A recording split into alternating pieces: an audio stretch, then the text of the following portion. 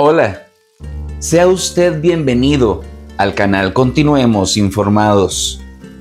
De parte del canal y de mi persona deseo que este año que recién empieza venga repleto de alegrías, que las futuras memorias idílicas sean más que los días grises o en soledad, que este 2025 venga acompañado de abundantes oportunidades y que le otorgue a usted la sabiduría suficiente para saber cuándo éstas se presentan.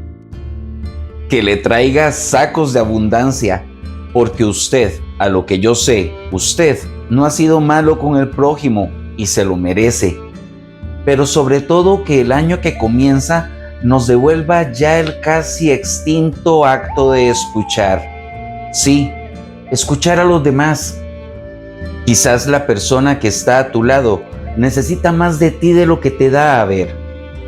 Chiquillos, el amor al prójimo se nos está yendo al carajo y sabemos que si no hacemos algo ahora se extinguirá y lo extinto ya no vuelve.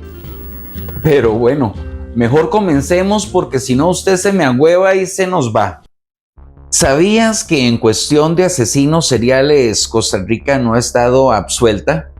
Pues así es.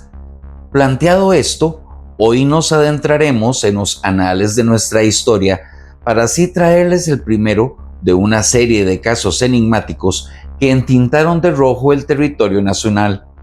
Tanto así que 38 años después de esta tragedia se sigue hablando de ella, pues aún hoy en día le faltan varias piezas a este rompecabezas. En ese episodio estaremos hablando de el día que la cruz de Alajuelita se tiñó de sangre. Acompáñeme. Ubicada en el Cerro San Miguel, a 2036 metros sobre el nivel del mar, la cruz de Alajuelita se erige en metal en dicha cumbre. Mide 26 metros de altura por 11 metros de ancho. Cuando se iluminaba marcaba el sur a la ciudad, blanca y brillante entre las tinieblas. El 6 de abril, Domingo de Ramos por cierto, el padre católico Benedicto Revilla instó a un grupo de feligreses a que subieran a dicha cruz. El evento se llevaría a cabo en el Parque de la Unidad Hispánica, ubicado a los pies de la misma. Una multitud de devotos se sumaron a la iniciativa, colmando el lugar. La familia Zamora estaba entre ellos. Vivían en el llano de Alajuelita. Querían subir a pagar una promesa. Inicialmente, eran 9 los integrantes que comenzaron su peregrinación montaña arriba, todas ellas mujeres. El ascenso se tornó bastante complicado. Los devotos subían en fila india entre trillos y barriales. Solo carros 4x4 podían subir con facilidad. Rosario Zamora, una de las 2 matriarcas que subieron, no se sintió muy bien y abortó la misión. Una sobrina suya le acompañó en el descenso. Subieron solo 7 de sus familiares. Ellas eran Marta Eugenia Zamora Martínez, de 41 años para ese entonces. Sus hijas, María Gabriela Sala Zamora, de 16 años. María Auxiliadora Sala Zamora, de 11. Y Carla Virginia Sala Zamora, de 9 años. Por otro lado, las hijas de Rosario Zamora Martínez, quien recordemos se había devuelto a mitad del camino. Entre ellas estaban Alejandra Sandí Zamora, de 13 años, Carla María Sandí Zamora, de 11, y la más pequeña, María Eugenia Sandí Zamora, de tan solo 6 años de edad. La Zamora, al llegar a la cúspide, se separaron del tumulto de gente que se multiplicaba por doquier. Eran como la 1 de la tarde y la panza lo sabía. Ya un poco alejadas del gentío, en un trillo que según la matriarca acortaba camino, cansada de jalar la bolsa con la comida, doña Marta cayó rendida, decidiendo ahí sacar un mantel de la bolsa y poniéndolo en el suelo. También sacaron una olla de aluminio donde estaba el arroz con pollo y dicen que hasta ensalada rusa llevaban. Estas delicias estaban acompañadas de un cafecito caliente, lo que caía de maravilla, ya que la neblina y el frío comenzaron a reinar. La Zamora tenían que comer rápido y empezar a bajar, ya que pintaba lluvia. Y como dice el dicho, indio comido puesto al camino. Entre 3 y 4 de la tarde comenzó el descenso. Según las investigaciones, las Zamora no habían avanzado mucho cuando de pronto fueron sorprendidas por un grupo armado, todos masculinos, quienes las obligaron a salir del trillo y acompañarlos. Hablo en plural porque según las autoridades en su momento, un solo hombre no podía retener a 7 mujeres, 6 de ellas muy jóvenes, sin que alguna deseara o pudiera escapar. Por lo que saltó la teoría entre las autoridades del grupo armado. Un grupo no menor de 2 y no mayor a 5 integrantes. Alrededor de las 8 de la noche de ese 6 de abril de 1986, doña Rosario Zamora comenzaba a preocuparse, ya que sus allegadas no habían bajado del cerro. Ella temía que a su hermana mayor, Marta, le hubiera pasado algo y que por eso no pudieron bajar. Luego se supo que los últimos en bajar el San Miguel había sido un grupo de Boy Scouts. Fue en ese momento que Rosario no pudo más e interpuso la denuncia de desaparición de sus 7 familiares. La Cruz Roja y oficiales de seguridad se dieron a la tarea de ubicar a la Zamora. Pasaron toda la noche buscando sin que esta búsqueda diera fruto. Fue hasta el día lunes 7 de abril que Teodorico Retana Calderón, dueño de una finca en el Cerro San Miguel, encontró a las personas que andaban buscando. Cuando el señor Retana se acercó para ver quiénes eran las personas que dormían en sus tierras, porque eso era lo que parecía desde lejos, se dio cuenta que estaba frente a una masacre. Los cuerpos estaban alineados y ordenados por orden de tamaño. Unas cubiertas con una manta que llevaba Lulú, la pequeña de 6 años, y las otras tapadas con el mantel que habían utilizado a la hora de comer. Don Teodorico quedó horrorizado y dio parte a las autoridades, quienes llegaron como abejas al panal y en un santiamén. El centro de Alajuelita se había vuelto cuna policial. Desde el centro del pueblo se podían ver las patrullas subir y bajar el cerro.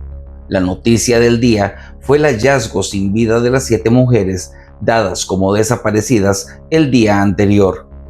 El resultado de las necropsias daban fe de que 3 de las 7 indefensas mujeres habían sido ultrajadas para luego ser ultimadas una tras otra. El ADN era algo de lo que se desconocía o sabía poco, ya que fue hasta el año de 1987, un año después de este crimen, que un tribunal de la Florida utilizó por primera vez la técnica del ADN en uno de sus juicios. Esto es lamentable, ya que en el lugar de la masacre estaba lleno de posibles muestras que dejarían al descubierto quién había acabado con las integrantes de la familia Zamora. Cajetillas de cigarrillos marca Delta, muy fumados en esa época, un mordisco en la mejilla de una de las jóvenes y hasta vello púbico descubierto entre las uñas de una de las niñas. Este se trató de preservar, poniendo sobre la muestra púbica esmalte tipo brillo para las uñas, matando así todo rastro genético. La necropsia también había revelado que se había ubicado líquido seminal en los cuerpos de las mujeres y que al parecer eran de 3 individuos diferentes. Y hasta la huella de una palma de la mano del criminal en una botella. Pero por desgracia, todas estas pruebas se perdieron o no se manipularon de la forma adecuada hasta que llegó su degradación. Pero mejor volvamos al escenario del crimen. La pesquisa de los investigadores determinó que la escena había sido alterada. Primero, y más evidente, por la posición en que estaban las víctimas. Recordemos que don Teodorico Retana las había hallado en su finca en Granadilla de San Antonio, a todas en línea y por orden de tamaño. Segundo, que encontraron varios casquillos pertenecientes a una M3 sobre el mantel que cubría a 5 de las jóvenes, y otros cartuchos fueron encontrados en el suelo muy cerca de ellas, por cuanto los puntos de impacto en los cuerpos no coincidían con la posición en la que se encontraron los casquillos. Pero la evidencia más descarada, que daba lugar a la confirmación de que la escena estaba alterada, fue que encontraron una olla de aluminio donde la familia había llevado el almuerzo. No sé si se acuerdan que les había contado. Esta olla tenía una perforación por bala, pero la olla estaba metida dentro de una bolsa que no presentaba orificio alguno. ¿Es esto posible? Por otra parte, los cuerpos aparecieron en lugares distintos, a unos 5 metros unos de los otros. Por ejemplo, el cuerpo de doña Marta estaba junto al de su sobrina Carla Sandí. Ellas reposaban en un hueco donde tiempo atrás hubo una mata de chayotes. Estaban cobijadas con la manta que llevaba Lulú, la niña de 6 años. Las demás estaban al otro lado de una cerca que dividía el macabro escenario y cubiertas con lo que había sido el mantel donde horas atrás habían almorzado. Los oficiales estaban en shock. Muchos lloraron al ver y levantar tan trágica escena. Este suceso desmoralizó completamente al país. Fue tanto el impacto que se dio en Costa Rica con tan trágica noticia que alrededor de las 11 de la noche y en el salón de la iglesia de Alajuelita, donde se velaban a las víctimas, se hizo presente el presidente de la República, el señor Luis Alberto Monge, que al mirar los 7 féretros se puso a llorar frente a los presentes. Mi padre, Gerardo Montero Salazar, fue quien inmortalizó dicha imagen en fotografía, misma que le dio la vuelta al mundo y hoy es archivo del periódico La Nación. Como dato interesante les cuento que el tipo de casquillos encontrados en el hecho fueron percutados por un rifle de asalto M3, muy utilizado por la policía costarricense en esos tiempos. Poco se sabía de los criminales. La policía lo tomaba como que un grupo de delincuentes comunes o quizá algunos violadores fueron los que habían perpetrado el hecho, sin tan siquiera saber el trasfondo que todo esto traería a futuro. Las investigaciones daban fe que 4 habían sido los hombres autores de este horrendo episodio. Entre ellos Álvaro Chinchilla Vázquez, conocido como Viruta, de 21 años, y Arnoldo Gerardo Mora Quesada, conocido como Galleta, de 26. Estos 2 fueron asesinados en plena investigación. Viruta murió apuñalado en una emboscada y Galleta moriría después jugando a la ruleta rusa. A 3 meses del crimen, el 31 de julio de 1986 para ser exacto, detuvieron a José Luis Monge Sandí, conocido como Tres Pelos, de 31 años, y también a Luis Arnoldo Mora Portilla, conocido como Arnoldillo, de 17 para ese entonces.